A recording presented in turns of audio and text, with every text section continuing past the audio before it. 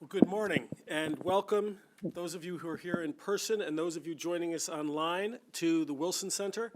My name is Robert Daly. I direct the Kissinger Institute on China and the United States, which has been thrilled over the past year to play a role in supporting the new book by Diana Shoileva and Dinnie McMahon, China's Quest for Financial Self-Reliance, which we are rolling out today.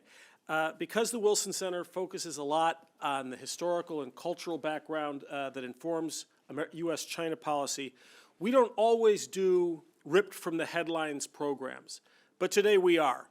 The headlines today from the Financial Times. Japan intervenes to prop up yen for the first time since 1998. The Bank of England and the Swiss National Bank lift interest rates, and a global backlash is brewing against the Fed. Why? Because of America's exorbitant privilege, which is explained in great detail and with a lot of clarity in this book, the subtitle of which is How Beijing Plans to Decouple from the Dollar-Based Global Trading and Financial System. I don't do book launches on books that I haven't read. I got this one relatively late, and I know this will be hard to believe given the topic, but I actually couldn't put it down. This is the most readable book on these very complex topics that I have seen. And Diana and Dinnie, you've done an incredible job of providing a primer for informed readers that doesn't talk down to them and that offers detailed policy analysis as you go. It's an extraordinary feat. And it's clear, as you'll see in the structure of the book as well, which takes you from broad concepts down into a forward look at the policies that China is likely to adopt. And two things about it struck me in addition to its clarity. One is that unlike most discussions of China these days, there is no moralistic language in this book whatsoever. It describes American policy, China's policy, and the rest of the world's responses merely in terms of the way that reserve currencies and exchanges work. And so while it is clear, it is devoid of preaching. And the other thing that I think that it shows very clearly is the way that Chinese policy works. The experimentation, the adaptability, the patience, all of which rings true. This is how Chinese policy works. But it also stands as an example to counter what we usually hear, which is that China is a monolith, which is absolutely certain of its goals as well as its methods, and it's moving inexorably forward. This book, I think, is a wonderful antidote to that, and it shows how China really makes policies in these areas. So we are thrilled to be launching the book today. For those of you who are here, there are hard copies available. Those who are not here, you're free to buy the book. It's also on our website, so you can find it there, and we encourage you to take a look at it. The co-authors are Diana Shoileva, who is the chief economist at Inodo Economics, which is based in London. It's a macroeconomic and policy forecasting company that she set up in 2016 to focus on China.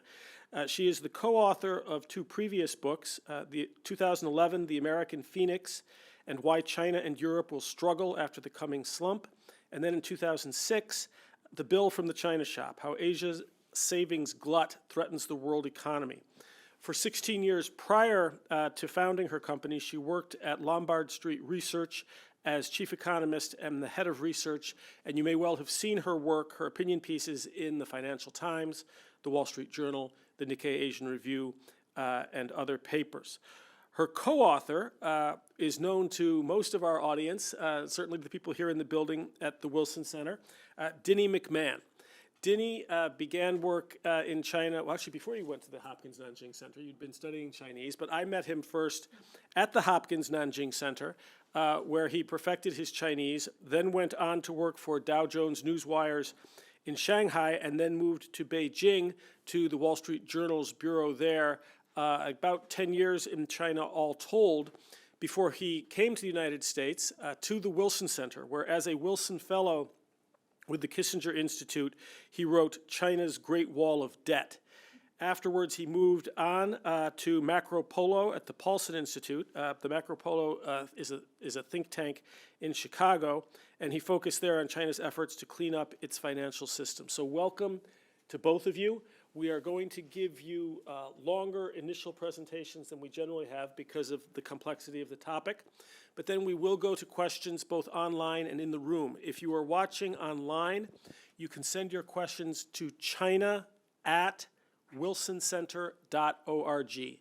china@wilsoncenter.org, or if you're in the room, you can ask questions here.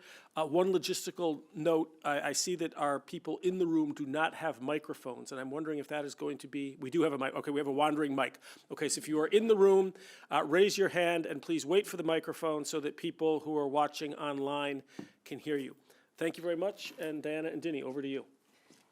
Thank you very much, Robert. I can't sort of tell you enough how much music to my ears your comments are, and I'm sure Dini's as well, because as you can imagine, this has been our life for the past year, and it does feel like giving birth without all the, gory stuff. So it's fantastic to be here today at the Wilson Center. Thank you so much for providing, the best home, U.S. home that we could have had for this project. Thank you guys for coming over, those of you who are in the room, and of course to everyone who is online all over the world. I must say that we really look forward to the discussion, so we will try to synthesize what is a chunky book into probably 15 minutes on my side, 15 minutes on Dini's side. And I definitely think this has the third factor. I can even demonstrate it. And if it was, with hard copies, it would be an extremely good doorstop. So the joking aside, it is a difficult job to synthesize what was an extensive research effort into this topic, China's quest for financial self-reliance, how Beijing plans to decouple from the dollar-based global trading and financial system. The questions we tried to answer were, first of all, why China wants to do this. Second, how it plans to do this, and has its approach changed, and why? What it wants to achieve at the end of the day, how much progress it has made until now, and what we can reasonably expect them to achieve over the next 5 years, as well as, of course, what should American policymakers do about it. Now, that last part of our endeavor, we will leave to the discussion. What I would like to start by is actually telling you that, I don't know if you, how many of you know Latin. I don't, but enodo means in Latin to untangle, unknot, make clear. So in that sense, it really is what we were aiming to do, and it was brilliant hearing your genuine words, Robert. And we looked at it from, or placing this issue in the general framework of what has been the main research topic at Enodo Economics over the last 3 years.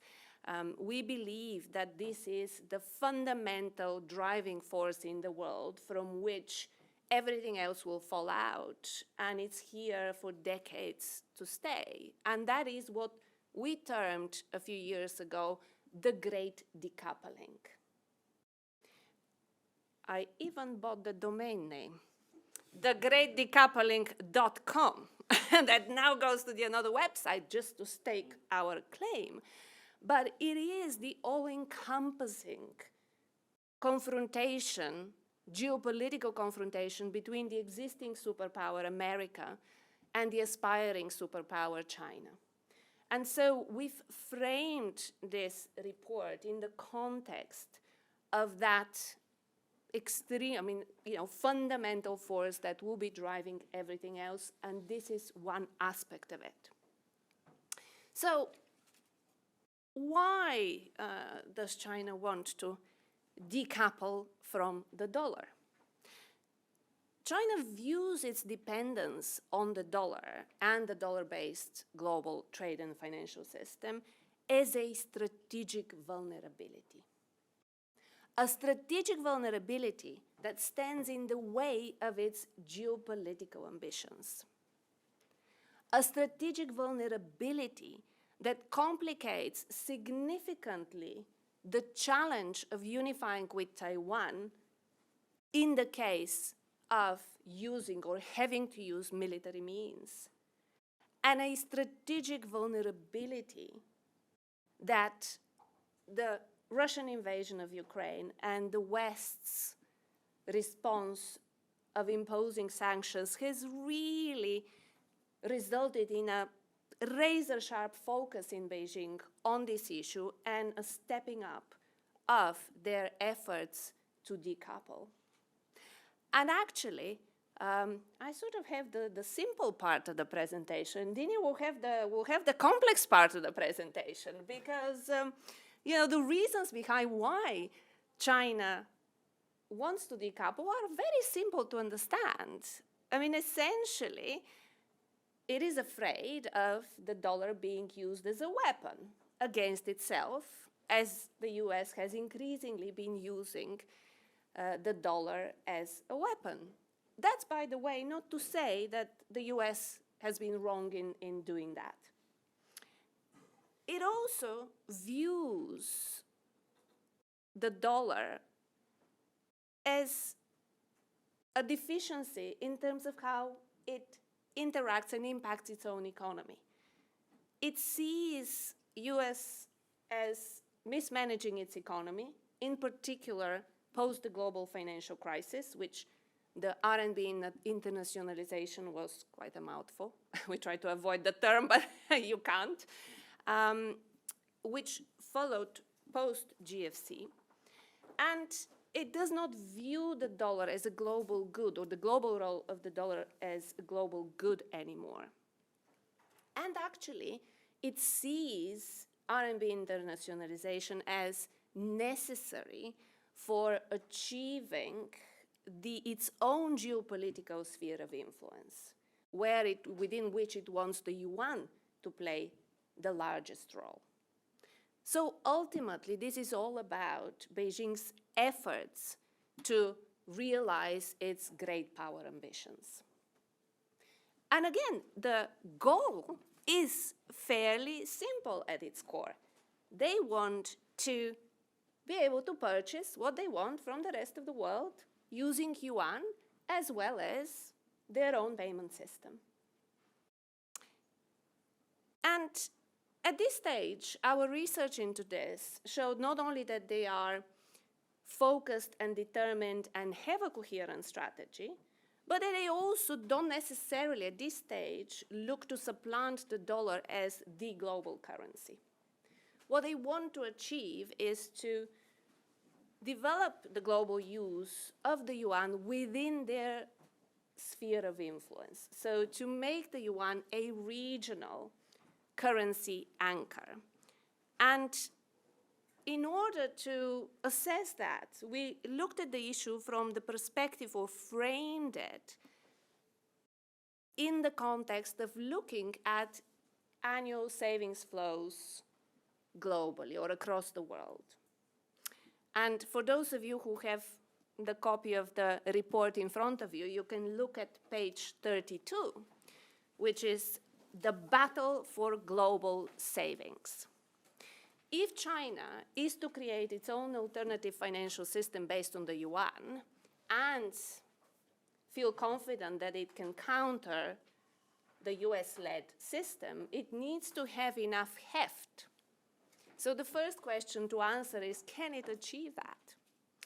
And as you see on these charts, China and the core of the US alliance, which we define as the Five Eyes intelligence network between the US, Canada, UK, Australia, and New Zealand, and Japan, and China on the other hand, actually have more or less equal flows of savings annually just over 6.5 trillion.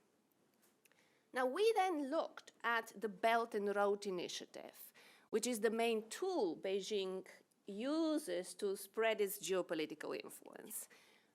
But actually, among the BRI countries, not every country is likely to end up in China's sphere of influence.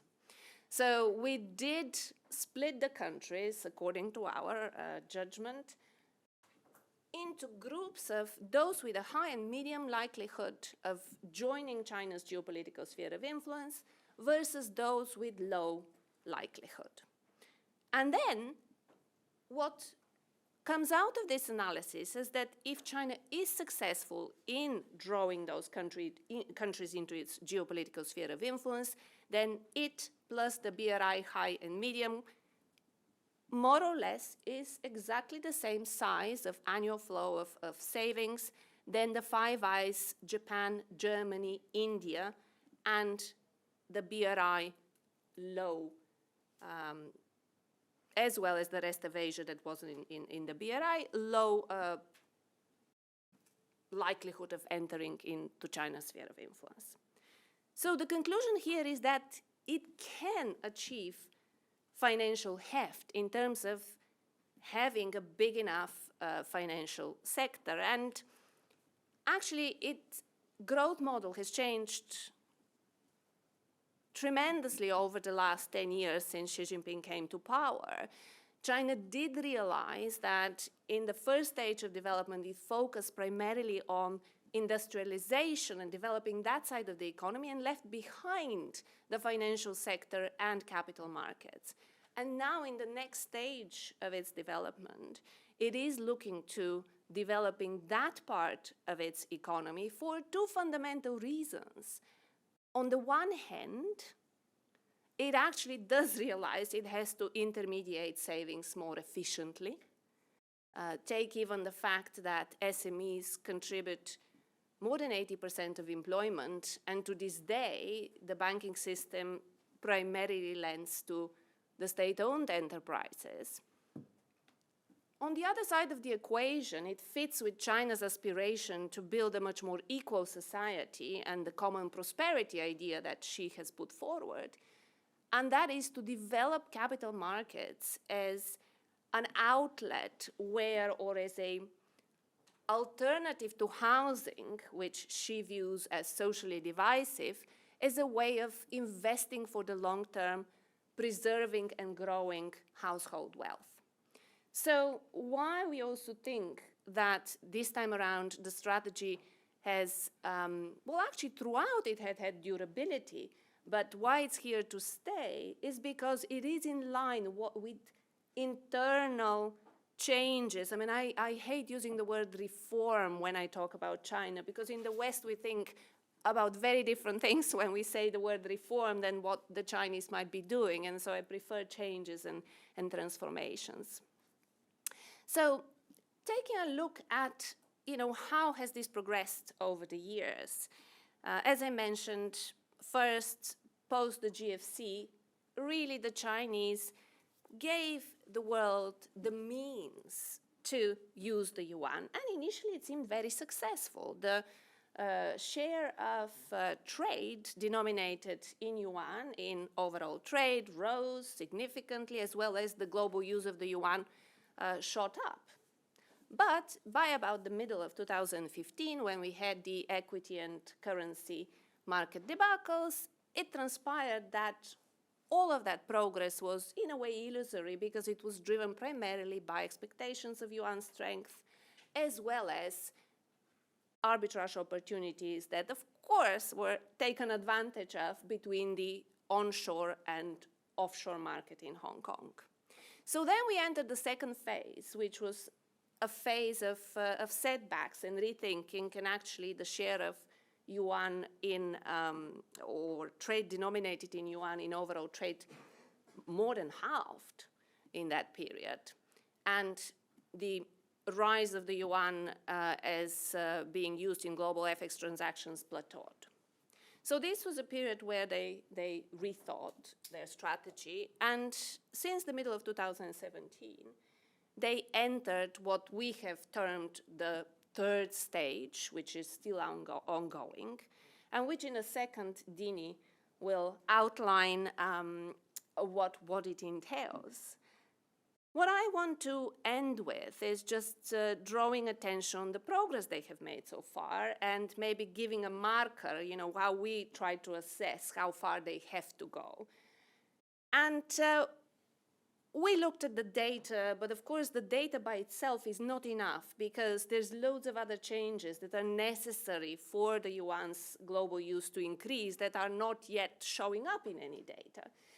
But what we have seen in the data so far is that in the first stage, they were very successful with creating the basic structure, not just increasing the cross-border use of RMB, but also creating the sort of rails, and that continued during the setback period, which is another important finding, that even during the setback period, they did not stop pushing through.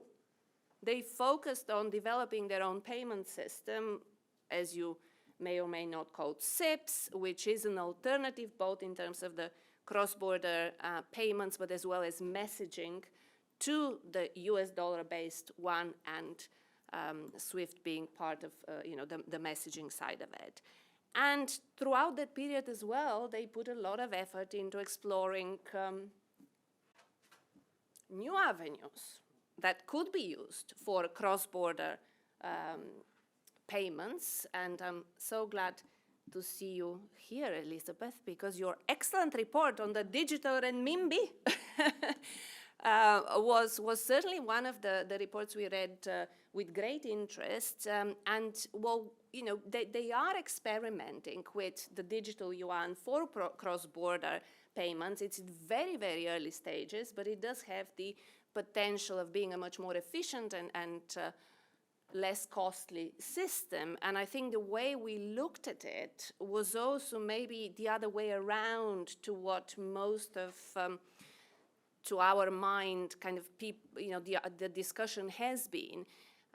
If China is successful in deploying the digital currency over time for cross-border payments, it will have incredible granular visibility, which will allow it to feel in control. And when the Communist Party feels in control, they are happier to allow more freedom.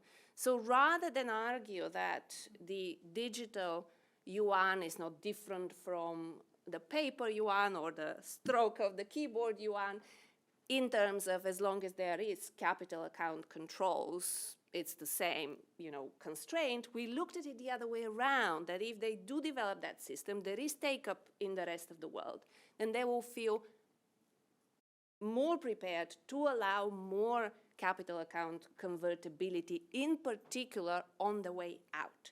Because there has been progress during that time in setting up all the necessary building blocks to allow capital account convertibility. They made a big leap over the last couple of years of opening up their financial sector.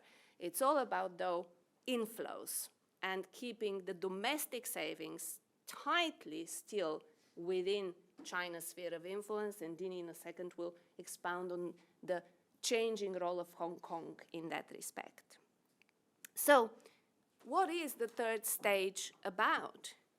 It really is sort of moving from giving the means to use the currency to providing the rest of the world with the reasons for why they should use the currency, especially because it's so much more costly to transact in yuan. And partly, of course, it's push and pull. There's less yuan circulating outside of China, so the more yuan there will be out and in, the lower the costs. Now they want to, find ways where they can convince foreigners of using the yuan at the moment, despite the higher costs, and in the process hoping to increase the circulation and over time lower the cost of using the yuan. So I will stop here and hand over to you, Dini, to tell us the difficult part, how they're planning to do this. Hey, thanks, Diana. So, as Diana said, I'm going to talk a little bit about what we see as being this third stage or third phase of renminbi internationalization. So initially, starting in 2009, what China's authorities were trying to do was put into place the infrastructure or ways in which foreigners could use the renminbi. But what they didn't do is they didn't give them any fundamental reasons for why they should be using the renminbi. And so that's what started to change from mid-2017 and 2018. However, the challenge is that convincing people to use the renminbi is incredibly difficult because it's far cheaper and more convenient to use the dollar than any other currency. And so what do we mean by that? Well, most of the transactions that we, just normal people, carry out in our everyday lives are spot transactions. So it's like something you might do at a supermarket. It's a simple exchange of goods for cash. But most global trade is long-term. So buyers and sellers, they agree on a price in a given currency that will be paid when goods are exchanged months in advance. Now, that creates costs and it creates risks. So, of course, there's the cost of exchanging one currency for another.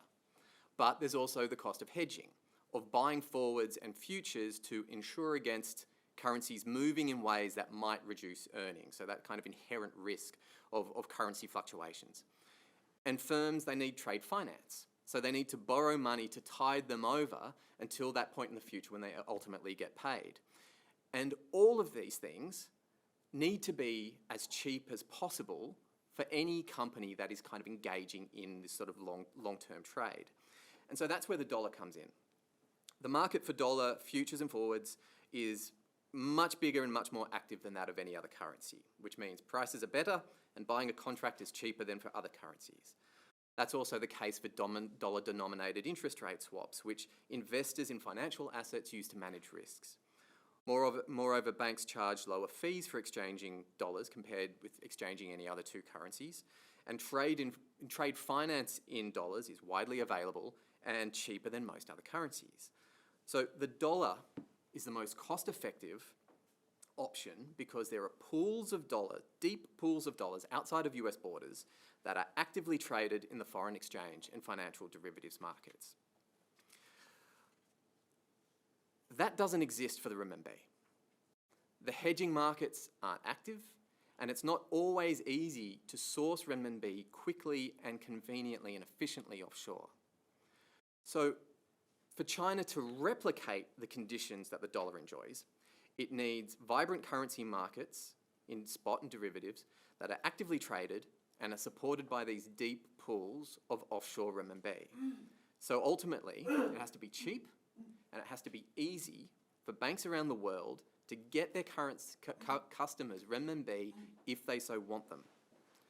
Now, the only way to bring down the cost of doing business in renminbi is for the cross-border use of the currency to increase massively. It needs renminbi to flow out of China, where it can then form large, deep pools that can form the foundation of these financial markets that are needed to reduce the cost of transacting in yuan. Moreover, there needs to be a reason for the renminbi to accumulate overseas, for overseas banks to hold renminbi, and that can only happen if foreigners want and need the currency, whether that be to buy Chinese goods, to invest in Chinese financial assets, or even to borrow in renminbi. And so this is really the challenge that China faces. The renminbi isn't competitive with the dollar. To become competitive with the dollar, it has to develop deep pools of offshore renminbi with active financial markets. But for that to happen, it has to get foreigners using the renminbi, even though it's more expensive and less convenient to use. And so that at its heart really looks like a catch-22. But then that is also what this third stage of renminbi internationalization has been about. It's crucially, it involves changing the way that China's economy works so that it can eventually change global trade patterns such that in certain circumstances, the renminbi is the currency to use. And the changes we've been seeing since mid-2017 or 2018, they're in this direction. So here it's worth saying that what I'm about to outline is how Beijing envisions its path to renminbi internationalization. It's based on government reports, speeches by officials, and papers by government advisors. However, there are plenty of reasons why these things might not be achievable. And even if they are achievable, these are long-term goals. It's unreasonable to think that the renminbi might fairly be recognised as an international currency in really anything less than a decade. But regardless of whether the renminbi falls short of becoming an international currency, becoming sort of a third pillar alongside the dollar and euro, it still has the potential to change the way the global economy functions. So, what is Beijing doing? On one hand, it's hoping to stimulate the outward flow of renminbi by creating reasons and structures for foreigners to willingly accept the currency. And on the other hand, it wants to stimulate overseas demand for the renminbi by boosting investment into China's financial markets. It's the latter area where Beijing has probably made the most progress in recent years. So on one hand, and it's currently doing at the moment, it is trying to overhaul the way that its capital markets work, to make its stock markets and bond markets and markets for other financial assets deeper and broader and more liquid and just overall more attractive to foreign investment. But also, and this is crucially important, and Diana touched on this, in recent years, Beijing has established multiple channels through which foreigners can invest in bonds and stocks, such as the Qualified Foreign Institutional Investor Scheme and the Shanghai and Shenzhen Stock Connects with Hong Kong, the Interbank Market Direct Scheme for banks investing in the bond market, the Bond Connect, the Wealth Management Connect, the Swap Connect. There's a sort of an alphabet soup of channels through which China can invest, foreigners can invest in China's capital markets. But crucially, the guiding principle is the same for most, not all, but most of these channels, and it's something that's typically overlooked, is that almost all of them require that investments into China be made in renminbi sourced from outside of China. In most cases, if you want to invest in Chinese stocks and bonds, you have to buy the renminbi overseas. You can't bring in the dollars and exchange them inside of China. Now, of course, there are some channels which allow you to do that, but the overall direction in which China has been moving in terms of liberalising its capital account has been prioritising this idea is that you're bringing the renminbi in from overseas. And this is helping create demand for the renminbi outside of China, which is necessary to kind of ultimately develop those pools of offshore capital. Now, when it comes to outflows, the PBOC, the China Central Bank, talks about three main areas in which it sees as being the pillars of renminbi internationalisation. And those are commodity futures, the Regional Comprehensive Economic Partnership, or RCEP, and thirdly, e-commerce. Now, sadly, the PBOC doesn't offer much detail, much beyond just saying what I did. So how do these three areas, which do not figure in those early stages of renminbi internationalisation, how do they advance Beijing's goals? So firstly, Beijing wants to make China the place where global prices for commodities are determined. Now, China is the world's biggest consumer of most agricultural and industrial commodities, and yet almost all major commodities are settled in and priced in dollars. In some cases, the reason we do that has sort of political roots, as is the case with oil, and that can potentially work in China's favour in the years ahead. So, for example, Gazprom, Russia's major gas producer, recently agreed to accept renminbi as payment for the LNG that it sells to China, a decision which is no doubt partially commercial, but undoubtedly is also informed by political and geopolitical considerations. However, the price of most commodities is based on the commercial decisions of private sector institutions, and those are worked out on futures exchanges. Futures prices are effectively crowdsourced forecasts of how much a given commodity will sell for a certain point in the future. The most professional and accessible and entrenched futures markets are primarily in the United States and the UK. They're the Chicago Mercantile Exchange, the Chicago Board of Trade, NYMEX, COMEX, and the LME in the UK. Consequently, the world recognises that the futures prices of those exchanges are the best available expressions of market expectations, and so commodity producers and buyers globally set prices using benchmarks established by those exchanges. And crucially, those prices are set in dollars. And because global prices are denominated in dollars, that reinforces firms' inclination to buy and sell those commodities using dollars. And Beijing wants to change that. Officials and advisors talk a lot about the need to make China's prices, that is the benchmark prices of its 5 commodity futures exchanges, globally relevant. The PBOC has argued that pricing commodities in dollars on US exchanges actually distorts prices and distorts markets. And why is that? Because the US is neither a major consumer or producer of most of the commodities priced in dollars. And so China's argument goes, the argument that China is the single biggest consumer, and so the renminbi should play an important role in pricing those commodities. Now, anyone familiar with China's domestic commodities futures exchanges is likely to think this is pie-in-the-sky stuff. On one hand, yes, China's trading volume, the trading volume on China's commodity futures exchanges is huge. In fact, it is an order of magnitude larger than anything happening on US exchanges. However, a very large part of that is day traders. These markets are incredibly speculative and very volatile, which don't really naturally lend themselves to kind of being the marketplace for setting global prices. Moreover, Chinese regulators have barely cracked the door to international participation, which means prices on Chinese exchanges have little relevance globally. Nonetheless, this is the ambition. So what is Beijing doing? Well, at the moment, it's mainly doing 2 things. It's gradually opening its markets to greater foreign participation, and it's introducing contracts for commodities that don't have futures traded elsewhere in the world, primarily for metals and resources that are important to emerging industries, in the hope that it can become a global centre for markets that don't currently yet exist. Will it work? Well, it will require radical changes to China's domestic futures markets, and it will take time, but it's certainly an area where we're probably likely to see a lot of change.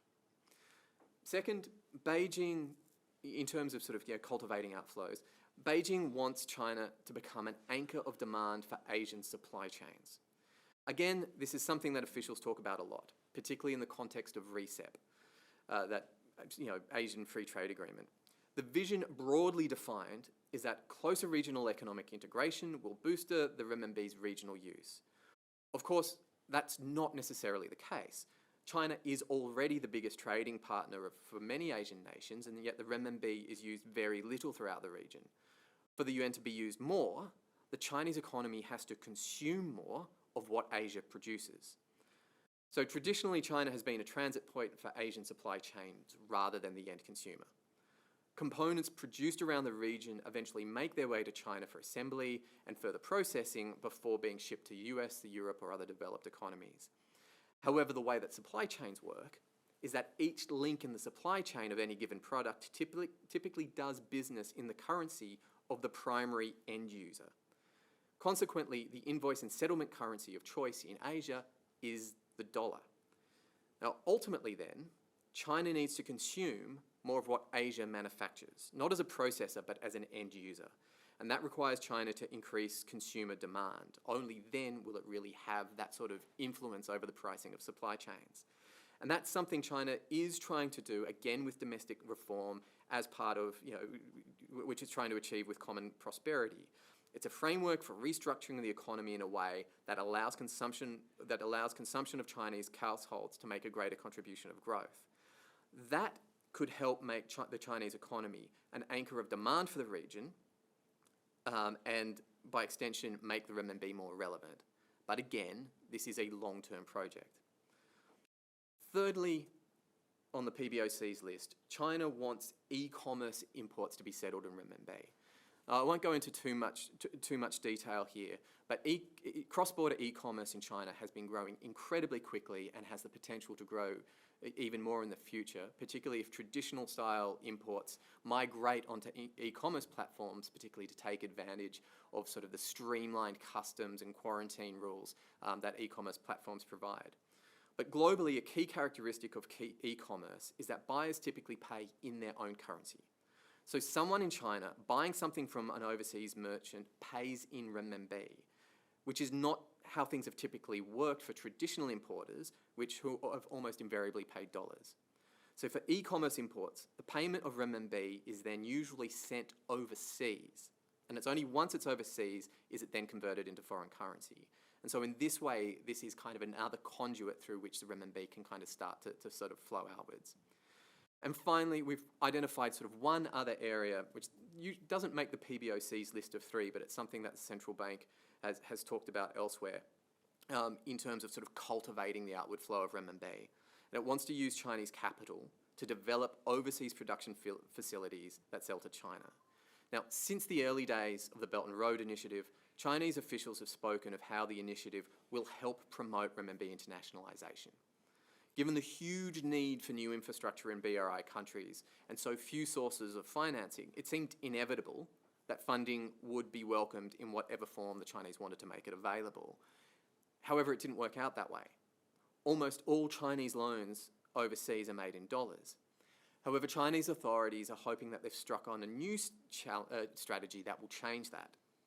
China's authorities call it industrial capacity cooperation, which is about encouraging Chinese firms to build production facilities in BRI countries in order to make goods that will ultimately be exported back to China and hopefully then paid for in renminbi.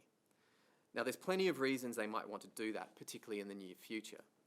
China's rapidly aging population and shrinking workforce mean that it will increasingly need to move low-end industries to economies with cheaper labour. Industries that intensively consume inputs which China lacks, namely energy, water and land, can relocate to developing countries that don't have such constraints. As China pursues decarbonisation and a cleaner environment, pressure will mount to move polluting industries to countries with lower environmental standards. And China can help develop extraction and processing facilities for resources it lacks with countries in which within its sort of sphere of influence. The hope is that this process of building industrial capacity overseas will create a virtuous circle. If overseas projects borrow in renminbi, then they will have an incentive for then accepting as payment the goods that they then produce and sell to China. What might that look like? Well, the best example we have so far is from 2016, when China Development Bank and China Exim Bank provided almost 10 billion renminbi in loans to a Russian project to extract gas from the Arctic. The renminbi was then used to buy plant and equipment from China. Specifically, it was used to pay 45 Chinese companies, which produced 101 modules that were required to construct these offshore gas the offshore gas project. Then, in April 2021, the chairman of Novatech, the majority owner of that project, said the company planned to sell at least some of that LNG in renminbi. And so that is, the sort of the cycle being fulfilled. Now, we could see more of this, particularly in Russia. Because of sanctions, Russian firms have been willing to get paid by their Chinese customers in renminbi. And over the last few months, we've seen 3 Russian commodities firms having sold renminbi-denominated bonds in Moscow. To sum up, China has clearly changed its approach to renminbi over the last 4 or 5 years.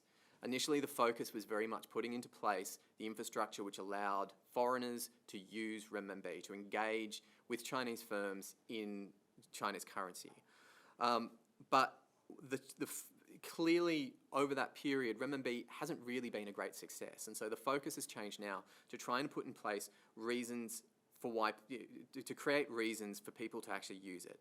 Now, that process will take time, and it's not something that's entirely in China's hands either. It also depends very much on the world's relationship with the dollar and whether that changes in the years ahead. But whether China's efforts prove sufficient or not to make the renminbi an international currency, its efforts are aimed at changing the way the global economy works, and for those reasons alone, these changes have the potential to be quite significant in the years ahead. Well, thank you, Diana and Dinny. If you are online, again, you can ask a question by sending an email to china@wilsoncenter.org. Wilsoncenter, one word, .org. If you are here in the room and you have a question, you raise your hand and wait for the microphone. Why don't we start with Liz Economy, who's with us up front. Okay, if your report is half as good as your presentation, it's really spectacular. So thank you. It was fascinating. So I'm going to take the really easy question that you said you would talk about in the discussion, which is, and since I'm sitting at the Department of Commerce for these 2 years, what should the U.S. government be doing about this? And then I have a bunch of other small questions just on your methodology and stuff, but I'll ask you those later. So thank you. So, I'll start from answering this question from a point that I know certainly one of the people involved in producing this report was saying, why are you talking about the global financial crisis when it was, happened 12 years ago and, look at where, that doesn't matter. I think it matters quite a lot because that discussion is not settled.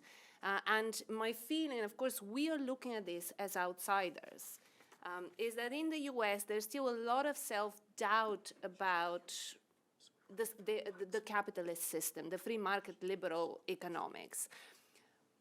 Maybe the very first advice would be to really reframe the discussion, because in our view, it was the inability of the amalgamation of China's semi-command economy with that of the free liberal world that didn't work out and actually was the primary reason causing the global financial crisis.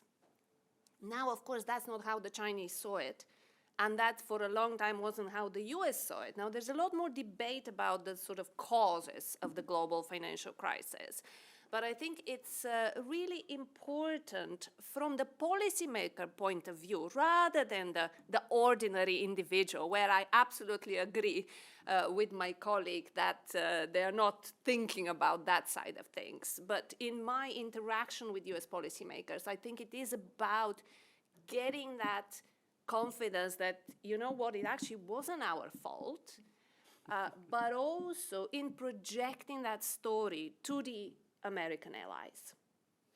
I think the second advice we would give would be not to bother about the small gains that the yuan makes. There's just no point. It would only matter to the extent that China's progress with RMB internationalization impacts US national interests.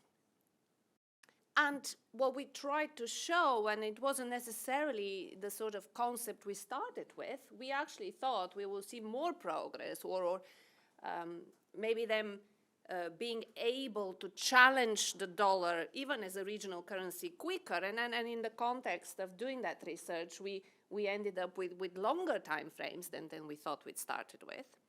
So don't jump to anything. And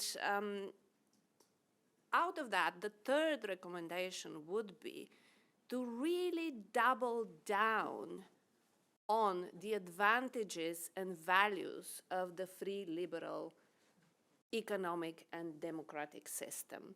What we tried to show, and Robert, you alluded to that in the report, is that actually it wasn't some sort of monolith top-down ivory tower decision-making that produced all the good progress in China over the last 40 years. It was very much this trial and error ability to change and be very experimental, actually something that is changing in China, and one of the barriers to all this being fruitful, because Xi Jinping has changed dramatically every aspect of how China achieved the success it has.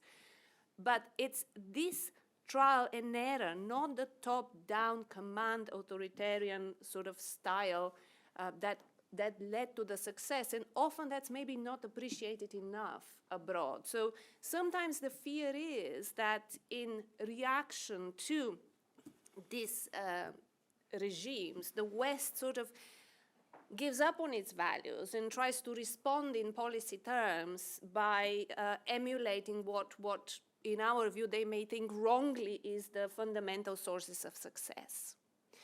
Now, we have one very concrete as well suggestion, which has a lot to do with how the dollar was perceived after the global financial crisis in Asia. It was a huge shock. I mean, countries like let's say Taiwan and Korea, they couldn't just do trade because there were not enough dollars.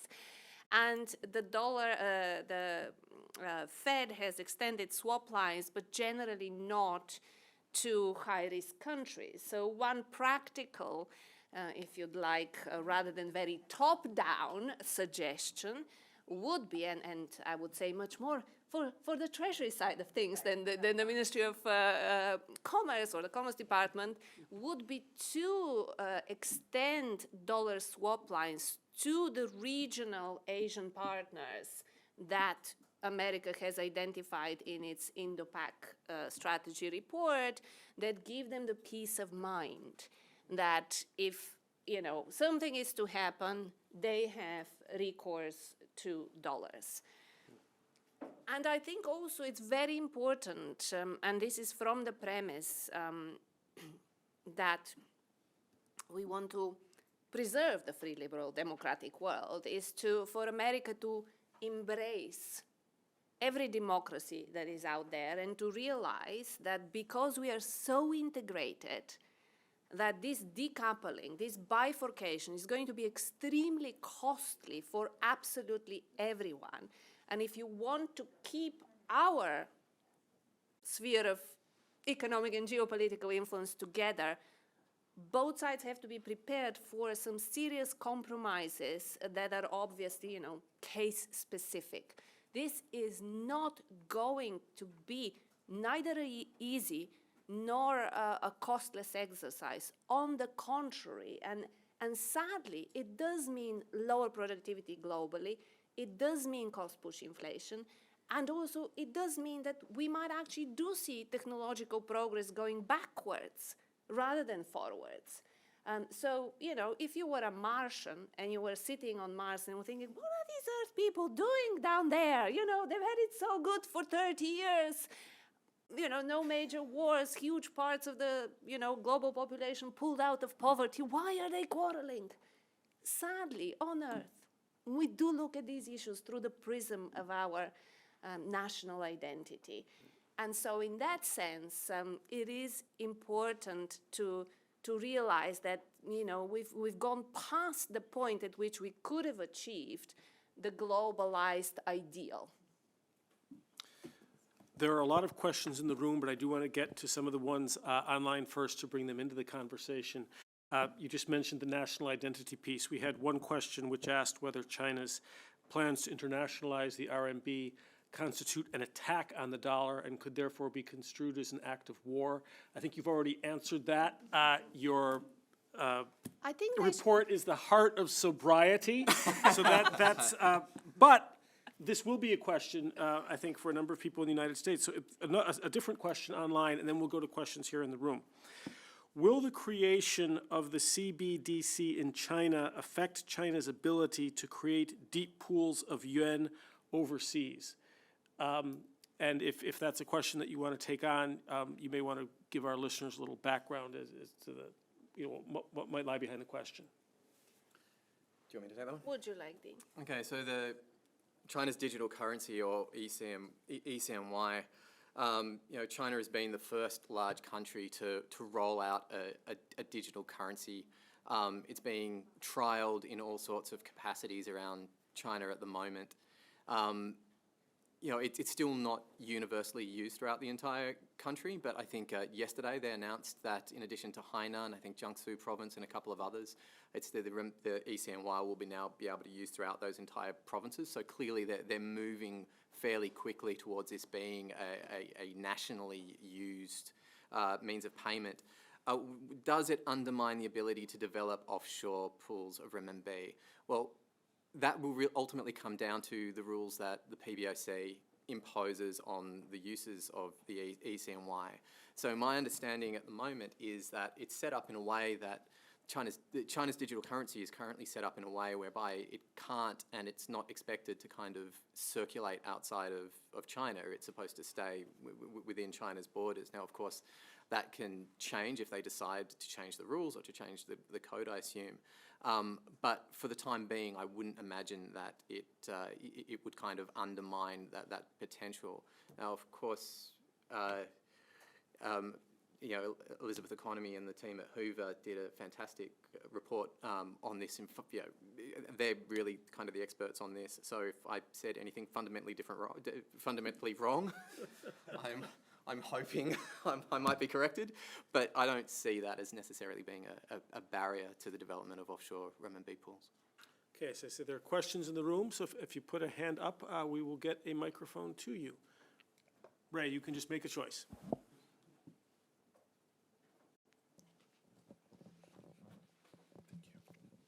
Hello, I'm Igor. I'm a research fellow here at the Kissinger Institute. So going back to what you were saying about the way the dollar is perceived overseas, I would say that like the dollar, the euro, the pound, they're internationally used because they are somewhat considered like reliable and transparent. And I was wondering, what do you guys think that China is doing to match that, especially after US accusations of currency manipulation? So, in some ways, you could say that, our presentation maybe focused a little bit more on the prerequisites for boosting the yuan's role as a means of payment. And of course, there is a very, very substantial other role, which is using a currency as a store of value.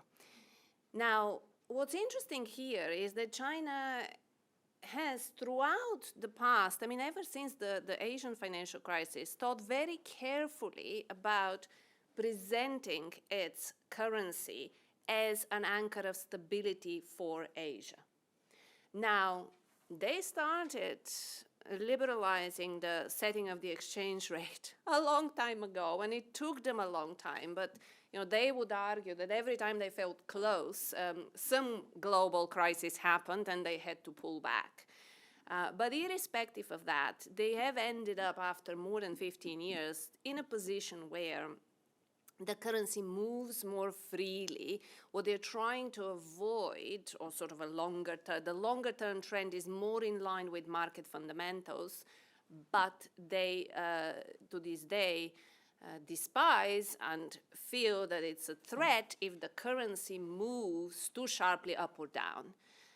The reason for that as well is ingrained in the political system, because Chinese people cannot use the ballot box to express their views, and in some ways what the currency does is a vote of confidence or no confidence into the political system.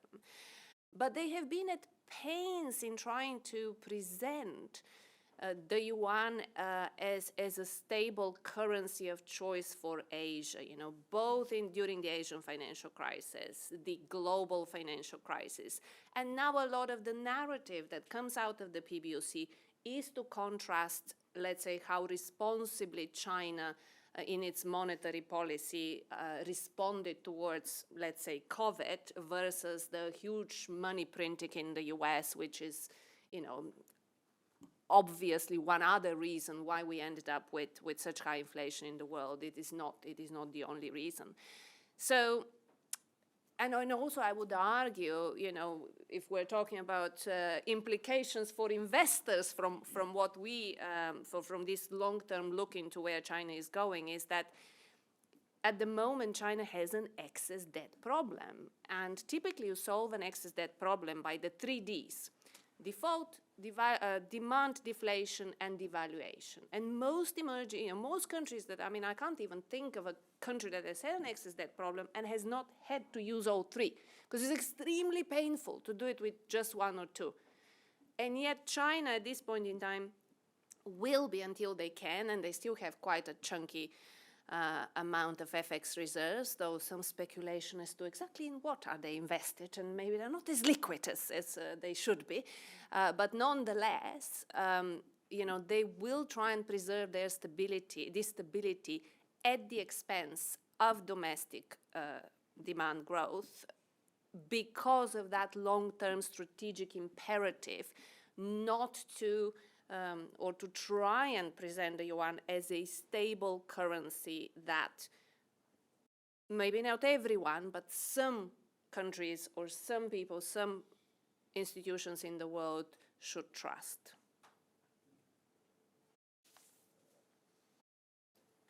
Okay. When we come down front, Ray, there's a question right up front, and then we'll go back. see the hands at the back as well. Thank you. Thank you so much for those informative presentations. I'm Asanga, the former executive director of the foreign policy think tank in Sri Lanka. My question is about Sri Lanka, what Sri Lanka is going through right now, the economic crisis. China is not responding, as you probably know, about the debt restructuring. So it's kind of we want to get the debts restructured, the massive amounts of loans that we borrowed. And China is keep sort of lending, for example, 500 billion a few months ago, another again, 300 million, all in yuan. We're receiving in yuan. So in a situation like this, you mentioned also about the RCEP, which is a very important point where China's anchoring. I believe China's already anchored in most of those countries, and Sri Lanka is a clear case study.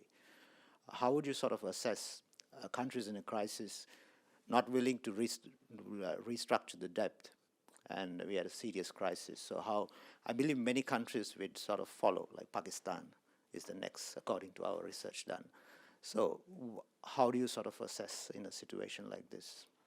Thank you. And we will go till 11:45 today because there are a lot of questions in the room that we'd like to get to. So if you can stay a little longer, please do. If you have to go at 11:30, don't worry about it. I mean, I wish I could give you practical advice of what the Sri Lankan authorities could do, but they really are at the mercy of what the Chinese authorities would be doing. And what is interesting about China's vision of being, you know, in the future a great power, if not the global hegemon, is that actually doesn't look at the responsibilities that entails, whether it is in terms of providing the security goods globally and being able to pledge that type of support. And I think that's another area actually where America shouldn't give up on, and that should accompany very much any strategy which is entangled, in particular actually in the Middle East, which is entangled with the yuan internationalization. But I mean, the other issue is the fact that you know, rich countries, when poorer countries get into trouble, do offer debt relief, and that's part of being a responsible global citizen. And so, if China wants to project that image, they have to rethink what I think has been generally quite a lot of reluctance to pitch in. Question at the back?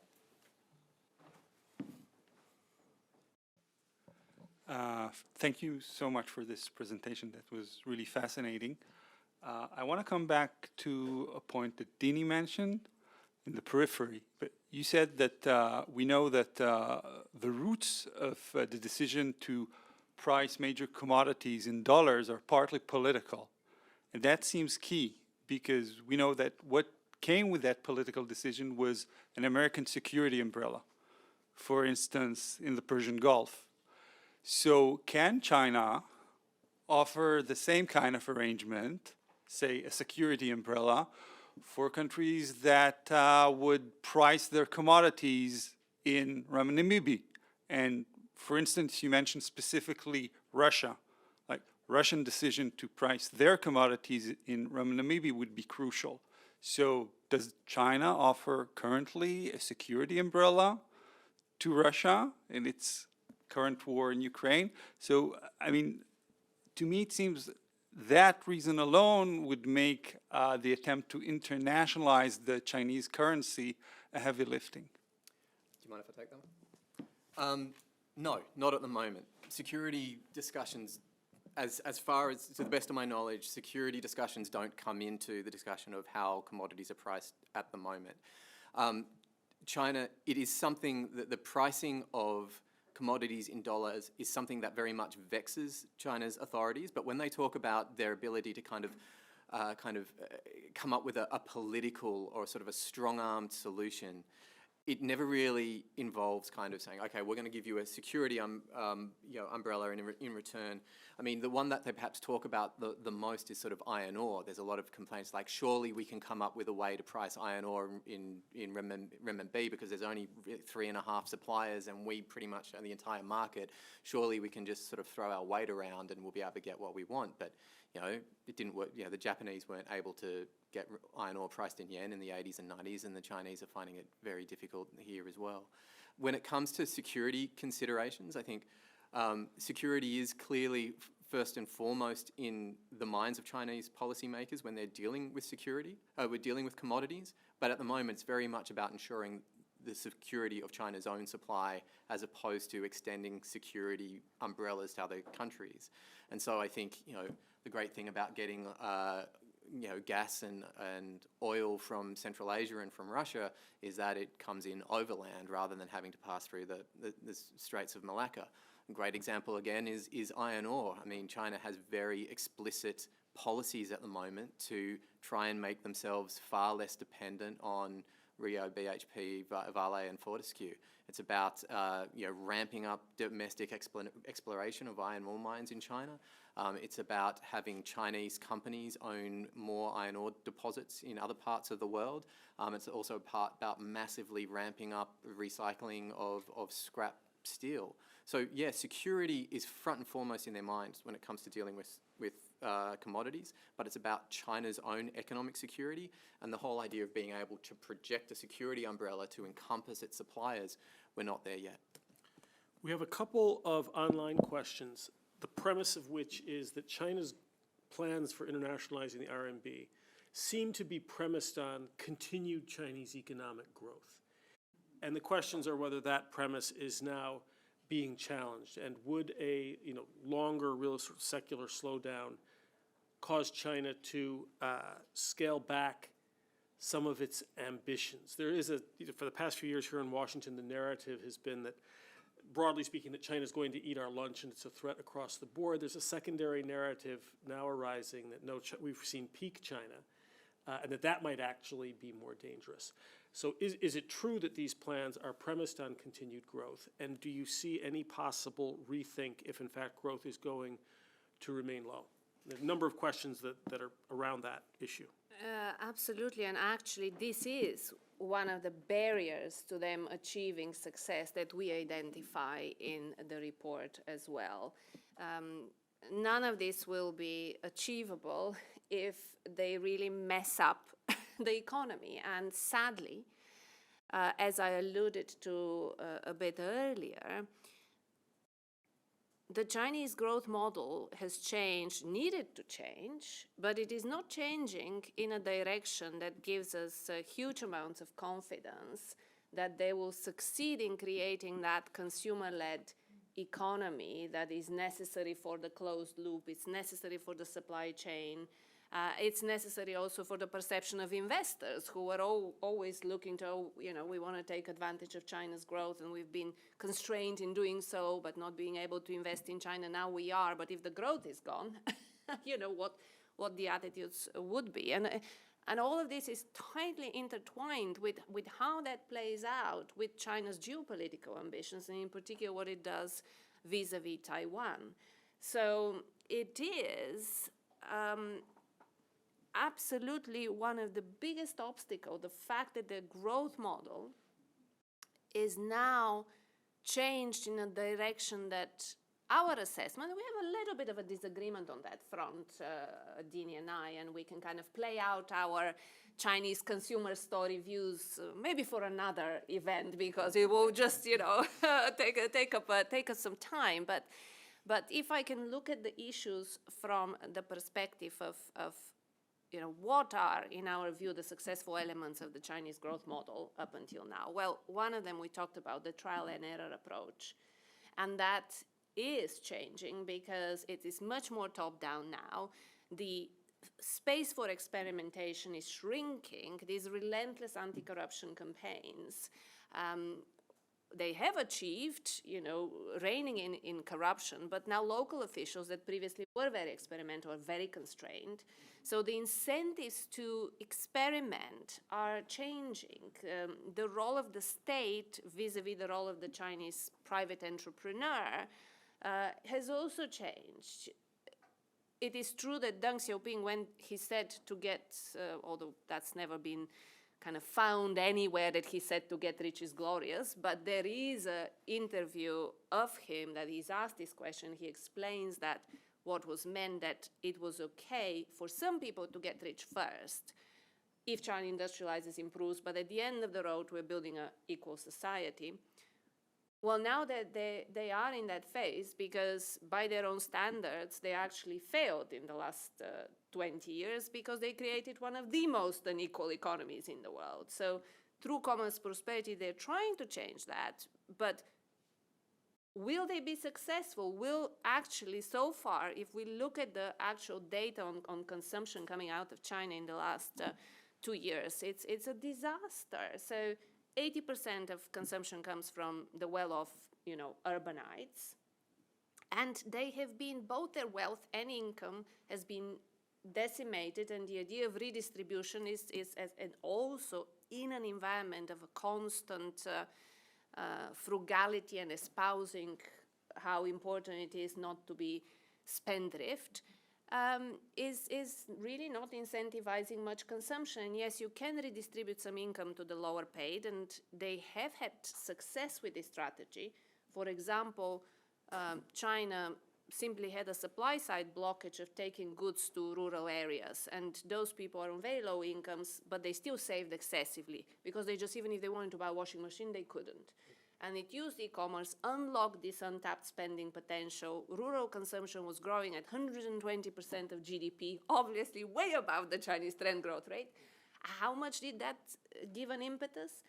So we are seriously worried that China is going ex-growth and that it will change all this. Now, having said that, it's never black and white in China, and what they are doing on the other side of the equation is what I call a process of marketization, which has, in every stage of this development over the past 40 years, given them productivity boost. So on the other hand, there is a lot, and these reforms, transformations started in 2015 onwards. It's about really making the production and the distribution side of the economy much more efficient. There is cutting of red tape. There is, now electricity prices will be determined by the market. These are fundamental changes in the way the production and the distribution side of the economy work, which will produce productivity gains, but ultimately, in, I guess, true Marxist-Leninist style, consumption is frowned upon. And there is no point to produce for the sake of producing and invest for the sake of investing. A bit of a longer answer, but it is a huge topic. Why don't we do one more short question, short answer? We're somewhat over time, and then we'll wrap up. Please, you get the mic. Hello, my name is Paulo Menechelli. I'm a PhD candidate at the University of Brasilia in Brazil and a visiting researcher here in University of Virginia. I research China's soft power efforts and the efforts to convince others to follow its leads through attraction. And I heard Diana saying that the challenge of the third phase is to convince foreigners of the advantages of China's renminbi and its political and financial system.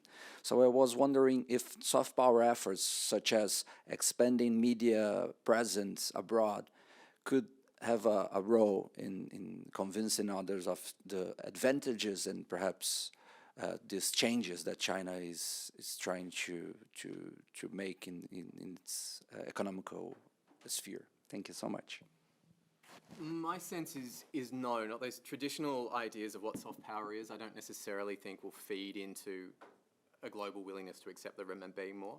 I think the message that China is trying to get out, just purely in terms of messaging, is that China is a far more responsible economic stakeholder than the United States, and that is a reason for why the rest of the world should consider using the renminbi. That is kind of the overarching philosophical umbrella which I think China is trying to project. I mean, certainly in you know, given what's happening at the moment, given the strength of the dollar, I imagine it's the potential for that message to, you know, receive a more willing audience is probably greater at the moment than it has been in the past. And then sort of, you know, but you know, beyond that, how China is perceived as a nation, whether it be its culture or its sporting teams or, you know, or its music, I don't think that necessarily has a role in feeding into the perception of China's you know, managing its economy in a responsible way and in the interests of both the region and the globe. I think they're two very unrelated issues. Well, thank you to our in-person and our online audience. Thank you especially to Diana Shoyleva and Denny McMahon. The book again, let's clap first, all right?